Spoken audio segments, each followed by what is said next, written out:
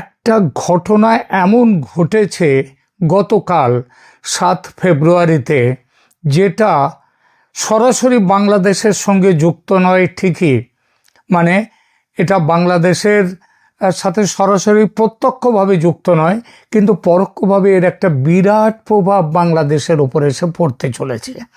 সেই প্রভাবটা নিয়ে এখনকার আলোচনা। খবরটার কিছুই নয়, একটি মানচিত্র। ভারত আমেরিকা বাণিজ্য চুক্তি সম্পন্ন হয়েছে, এ খবর আপনারা জেনে গেছেন ইতিমধ্যে। কিন্তু এই বাণিজ্য চুক্তির পর আমেরিকার বাণিজ্য প্রতিনিধি দপ্তর ভারত মার্কিন অন্তর্বর্তী বাণিজ্য চুক্তির ঘোষণা দিতে গিয়ে ভারতের যে অফিসিয়াল মানচিত্র প্রকাশ করেছে, সেখানে পুরো জম্মু কাশ্মীর, গিলগিট বালতিস্তান, তথাকথিত পাক অধিকৃত কাশ্মীর, যাকে পাকিস্তান আজাদ কাশ্মীর বলে, এবং চীনের দখলে থাকা আকসাই চীন, এই সব কিছু যেটা ভারতের সাধারণ মানচিত্রে থাকে, সেটা আমেরিকা সেই মানচিত্রটা পুরোপুরি সেটা প্রকাশ করে দিয়েছে তাদের দপ্তর থেকে। এই সব কিছুকেই তারা দেখিয়েছে ভারতের অংশ হিসেবে। এর আগে মার্কিনীদের যে সরকারি মানচিত্রে সাধারণত পিওকে মানে পাক অকুপায়েড কাশ্মীর ও আকসাই চীনকে আলাদা বা বিতর্কিত অঞ্চল হিসেবে ডটেড লাইন বা আলাদা শেড দিয়ে দেখানো হতো। এবার সে বিতর্কিত সীমানা চিহ্ন একেবারেই নেই। এটা তাই নিছক গ্রাফিক্সের ভুল নয়, বরং এক ধরনের সিগন্যাল দেয়া, রাজনৈতিক বার্তার সিগন্যাল দেয়া মানচিত্র। ভারতীয় এবং আন্তর্জাতিক বেশ কয়েকটি বিশ্লেষণ এটাকে খোলাখুলি পাকিস্তান ও চীনের প্রতি কূটনৈতিক বার্তা বলেই পড়ছে।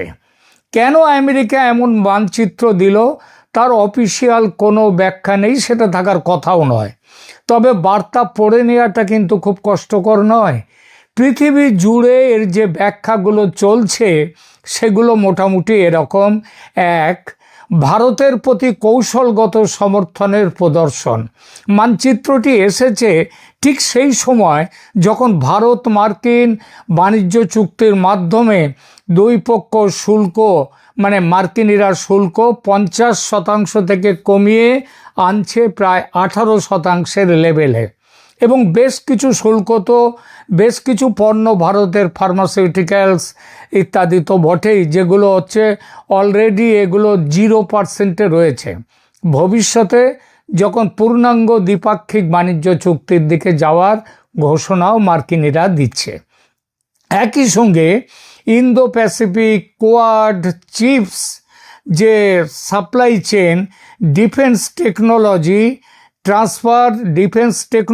ট্রান্সফার সবখানেই আমেরিকা এখন ভারতকে অ্যাঙ্কার পার্টনার হিসেবে। দ্বিতীয়ত, পাকিস্তান ও চীনের প্রতি বার্তা।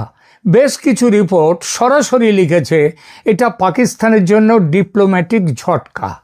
বিশেষত আসিম মুনির এবং প্রেসিডেন্ট ট্রাম্পের মধ্যে যে সাম্প্রতিক ভীষণ রকমের প্রণয় দেখা গিয়েছিল, সেই প্রণয় যে এভাবে বিচ্ছেদে রূপান্তরিত হওয়ার জায়গায় এসে পৌঁছবে এটা কেউ বুঝতে পারেনি। এবং চীনের জন্য একটা স্পষ্ট ইঙ্গিত যে আকসাই চীনের, মানে লাদাখের যে অংশ চীন দখল করে নিয়েছিল, আকসাই চীনের প্রশ্নে ওয়াশিংটন ভারতের বয়ানকে মেনে নিচ্ছে।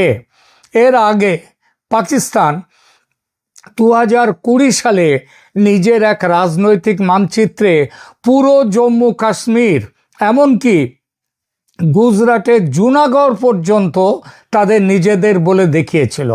চীন তারা কি করেছিল, 2023 সালে স্ট্যান্ডার্ড ম্যাপ দিয়ে অরুণাচল ও আকসাই চীনের ওপরে তাদের নিজেদের দাবি পেশ করেছিল, বলেছিল ওটা তাদের এলাকা।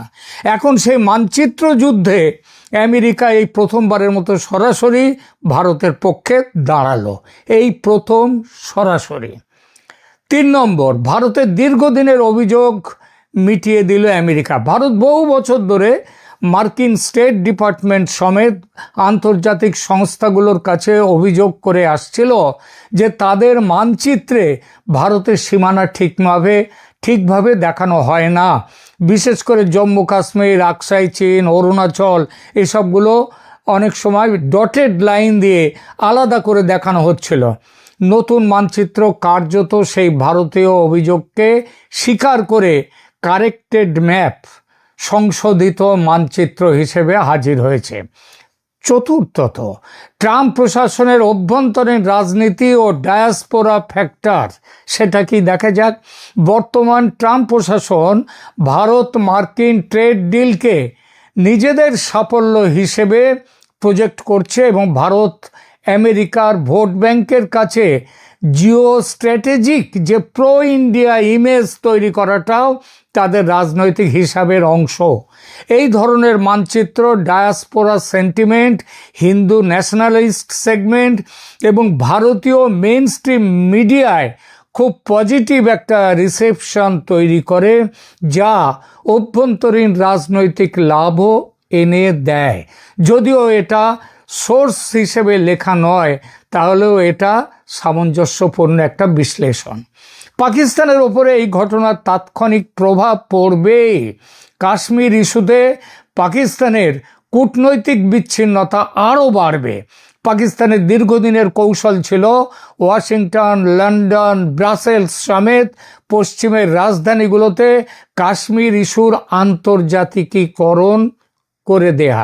এখন সবচেয়ে প্রভাবশালী পশ্চিমের শক্তি আমেরিকা যখন অফিসিয়াল মানচিত্রেই পাক অধিকৃত কাশ্মীরকে ভারতের অংশ ধরে নেয়, গিলগিট বালতিস্তানকে যেগুলোকে ওই চীনের কাছে দেওয়ার জন্য সব করে দিয়েছিল এবং যেগুলো এখন পাকিস্তান, যার ওপর দিয়ে ওই BRI আসছে, বর্ডার রোড ইনিশিয়েটিভ যেখান দিয়ে আসছে, তো এইগুলো এই কূটনৈতিক বয়ানে নৈতিক ও ইমেজ বেসড ওজন যেটা ছিল চীনের পক্ষে, পাকিস্তানের পক্ষে, সেটা মারাত্মকভাবে এখন কমে যাবে।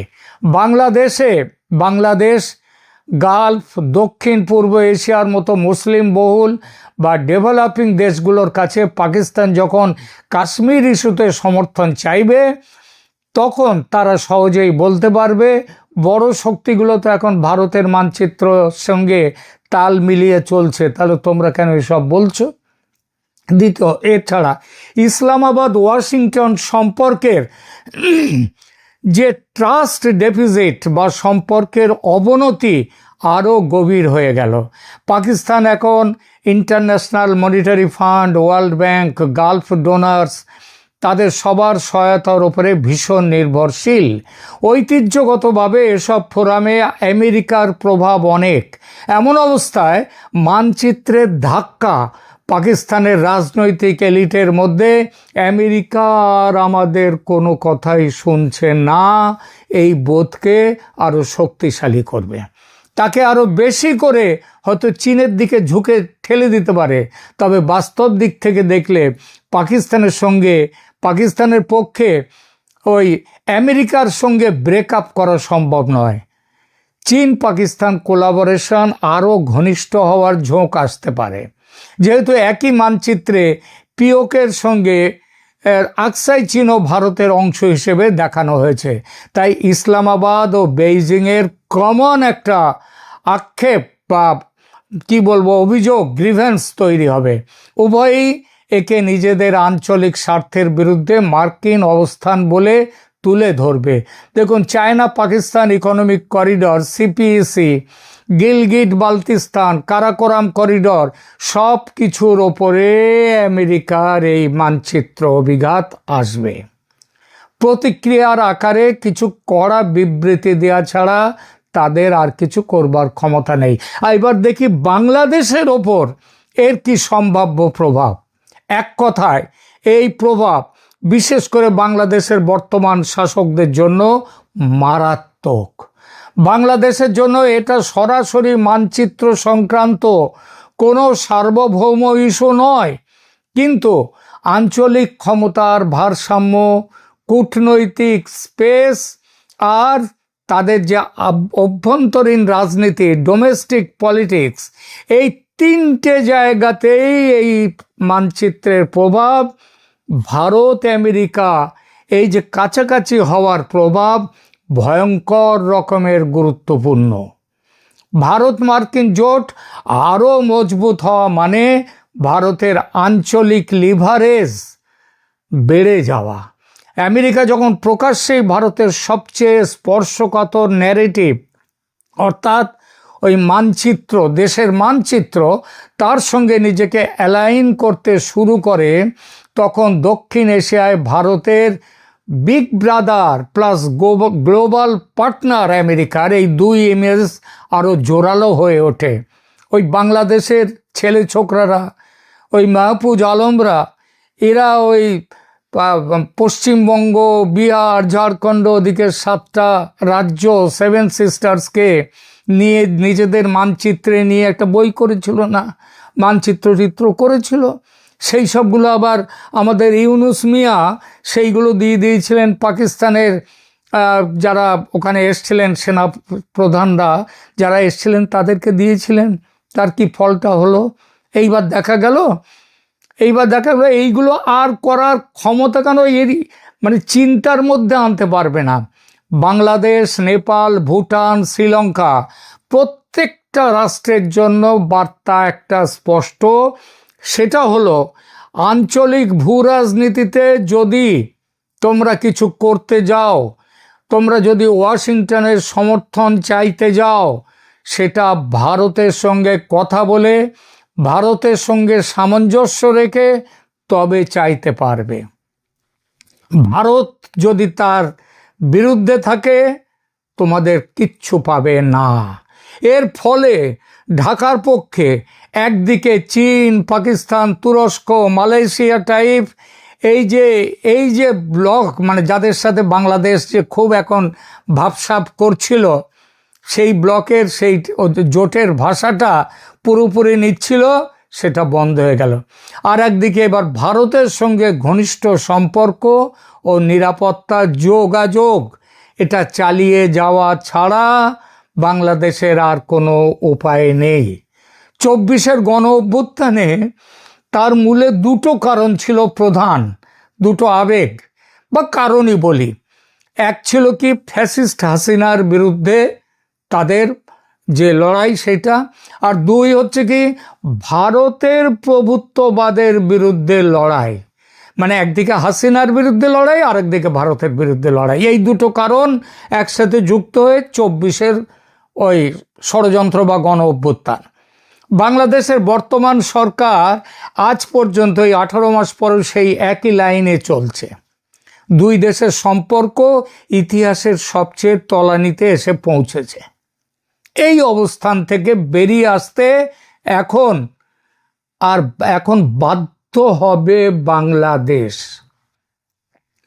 ভারতের রাজনৈতিক শ্রেণী এই অলরেডি ভারতের রাজনীতিতে এই মানচিত্রকে ব্যবহার করা শুরু হয়ে গেছে নিজেদের নির্বাচনী ও কূটনৈতিক বয়ানে। দেখুন, আমেরিকাও আমাদের মানচিত্রকে স্বীকৃতি দিচ্ছে। বাংলাদেশের যে কোনো ইস্যু, সীমান্ত হত্যা, তিস্তা জল বন্টন কিংবা গঙ্গা জল বন্টন চুক্তি, মিজোরাম, ত্রিপুরা, মেঘালয় সীমান্ত, শিলচর সিলেট যে ট্রানজিট লাইন, এমনকি NRC CA যেটা ভারতে চলছে, সেই পরবর্তী আলোচনাতেও ভারতের গ্লোবাল পার্টনারশিপের ওজন, আমেরিকা যে সাথে তার যে এখন পার্টনারশিপ হয়ে গেল ভারতের, এই ওজন ঢাকার মাথার উপরে না হাতুড়ি ঝুলিয়ে রাখবে, অদৃশ্য চাপ হিসেবে কাজ করবে। বাস্তবে বাংলাদেশ এখনও পর্যাপ্ত কূটনৈতিক সম্পর্ক রেখে দিয়েছে, চীন ইত্যাদি এদের সবার সাথে রেখে দিয়েছে, কিন্তু ভারতের ন্যারেটিভ যেটা তার হাই গ্রাউন্ড, সেটা আরও দৃঢ় হবে এরপর। বাংলাদেশের অভ্যন্তরীণ রাজনীতিতে কাশ্মীর ইস্যুতে নতুন প্রোপাগান্ডা, ওই ইসলামপন্থী গোষ্ঠীরা যা বলে পাকিস্তান ঘনিষ্ঠ রাজনৈতিক দলগুলো যেসব কথা বলে, সোশ্যাল মিডিয়ার একাংশ, তারা যে এই মানচিত্রকে তারা সহ্য করতে পারবে না, তারা বলবে এটা ভারত আমেরিকার আঁতাত এবং এটা ইসলামের বিরুদ্ধে ষড়যন্ত্রও বলতে পারে। কাশ্মীর বেইসে দিল, এই টাইপের বয়ানও তারা বলতে পারে, এটা প্রায় নিশ্চিত। এর ফলে ওই রাস্তার লড়াই হয়তো কিছুটা এগোতে যেতে পারে, কিন্তু গত পরশু তো দেখলেন ওই ইনকিলাব মঞ্চ, তাদের ওপরে পুলিশ কিভাবে ঝাঁপিয়ে পড়েছিল। সুতরাং যে সরকারই আসুক, এমনকি এই ইউনূসের আমলেও যদি এই সবগুলো নিয়ে কিছু করতে যায়, সেটা কিন্তু এই সরকারকে কিন্তু ঝাঁপিয়ে পড়তে হবে। সুতরাং রাষ্ট্রীয় পর্যায়ে বাংলাদেশ সরকার বরাবরই, এমনকি এর আগেও কাশ্মীর ভারতের অভ্যন্তরীণ বিষয়, এমন খোলামেলা লাইন নেয়নি কিন্তু বাংলাদেশ এতদিন। এই আবার প্রকাশ্য পাকিস্তানি লাইনও নেয়নি, কিন্তু এবার আগামী দিনে এই যে স্ট্র্যাটেজিক অ্যাম্বিগুইটি, এটা আর রাখতে পারবে না। ভারতের লাইন তাদের মানতে হবে। ভারত মার্কিন এই যে এই যে জোট শক্তিশালী হওয়া, মানে ইন্দো প্যাসিফিক অর্থনীতি, সাপ্লাই চেন ডাইভার্সিফিকেশন, ফ্রেন্ডশোরিং, এসব ন্যারেটিভে বাংলাদেশ যদি ভারতের সঙ্গে লজিস্টিক্যালি যুক্ত হতে পারে, তাহলে বাংলাদেশের লাভ। কিন্তু যদি ঢাকা খুব বেশি ওই চীনের সঙ্গে বিআরআই কেন্দ্রিক বা বেইজিং ঘেঁষা পলিসি নেয়, তাহলে ভারত মার্কিন জোটের দৃষ্টিভঙ্গিতে বাংলাদেশ হয়ে উঠবে কি একটা ঝুঁকি, স্ট্র্যাটেজিক রিস্ক।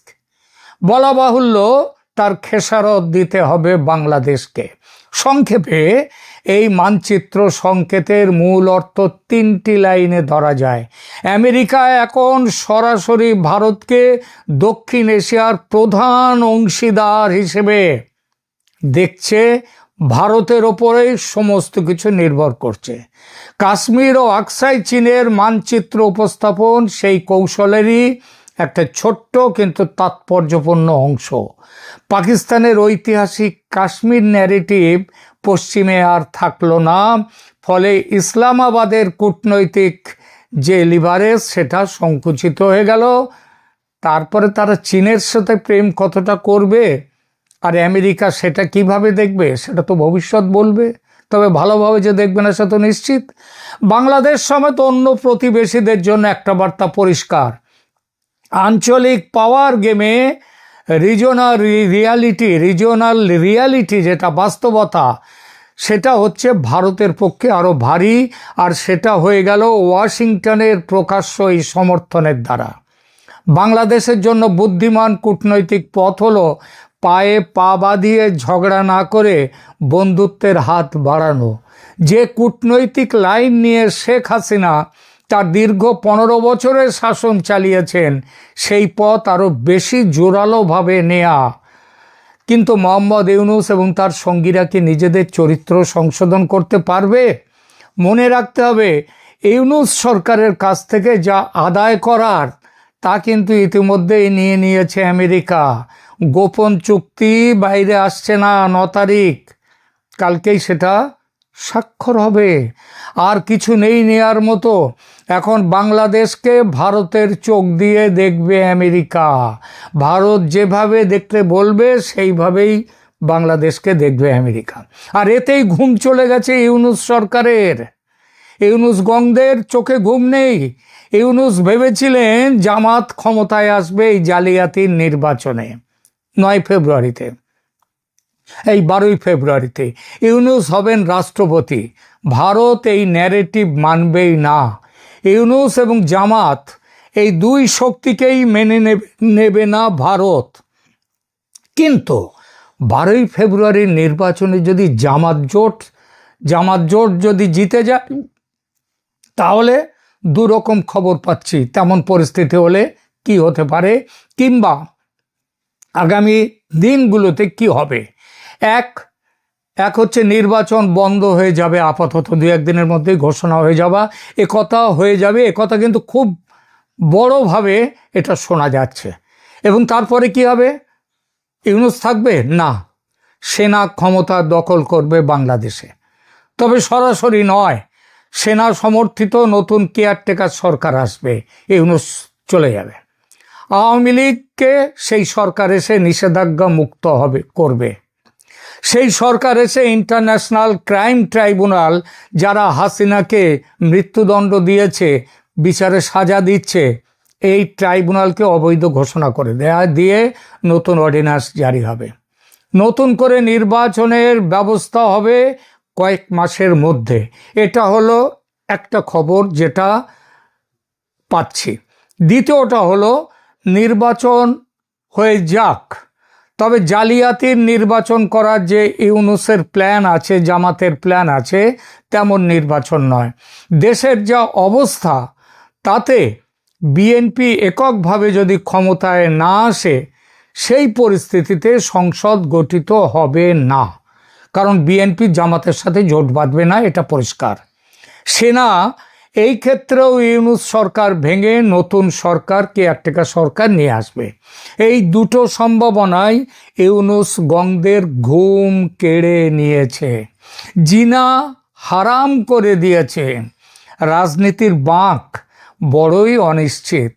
কে ভাবতে পেরেছিল আসিম মুনিরের পাকিস্তানকে এভাবে পথে বসাবেন ট্রাম্প সাহেব?